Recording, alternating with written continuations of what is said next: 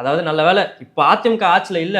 ஜெயலலிதா மறைவுக்கு பிறகு அதிமுக ஆட்சியில இருக்கும்போதே இவங்க பாஜக எப்ப போனாங்களோ அப்பவே மக்கள் முடிவு பண்ணிட்டாங்க. ஐயோ இவங்களுக்கு ஓட்டு போட்டுறவே கூடாதுன்னு. இப்பவும் அந்த நிலைமை நீடிச்சிட்டு இருக்கு. அப்ப இந்த சமயத்தும் நான் ரொம்ப வலுவா பாஜக கூட தான் இருப்பேன்னு சொல்றது வந்து எப்படி இந்த அரசியல் களத்துல அவங்க என்ன ஆக போறாங்கன்னே தெரியல. பல வீடியோல நான் முன்னாடியே சொல்லியிருந்தேன். அதாவது அதிமுக பாஜகவோட கூட்டணி இருந்துச்சுன்னா கண்டிப்பா இந்த தேர்தலுக்காக பிறகு அழிஞ்சிருவாங்க. ஏன்னா ஒரு பக்கம் செங்கோட்டையன் விஜய்க்கு பக்கம் போயிட்டாரு.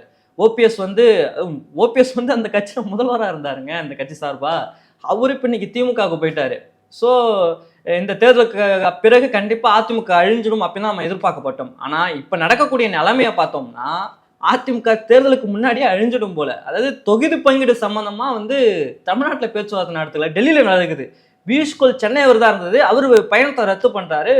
உடனே எடப்பாடி பழனிசாமி போறாருங்க. இவர் வந்து 4 வருஷம் முதலமைச்சரா இருந்திருக்காரு. இவர் வந்து பேச்சுவார்த்தைக்கு வந்து டெல்லி போயிருக்காரு. அந்த சேம் டைம்ல வந்து டிடிவி தினகரன் தனியா போய் பார்த்திருக்காங்க, அன்புமணி போய் பார்த்திருக்காங்க. பேச்சுவார்த்தை அதிமுக பொதுச் செயலாளர் எடப்பாடி பழனிசாமி தலைமையில தானே நடக்கணும். இங்க திமுகவுக்கு அடுத்து வலுவா பார்க்கக்கூடிய கட்சி எது? அதிமுக தானே. அந்த பவரை இன்னைக்கு இழந்துட்டாங்கல்ல. அப்ப அந்த பேச்சுவார்த்தை வந்து இன்னைக்கு தமிழ்நாட்டில் நடக்கல.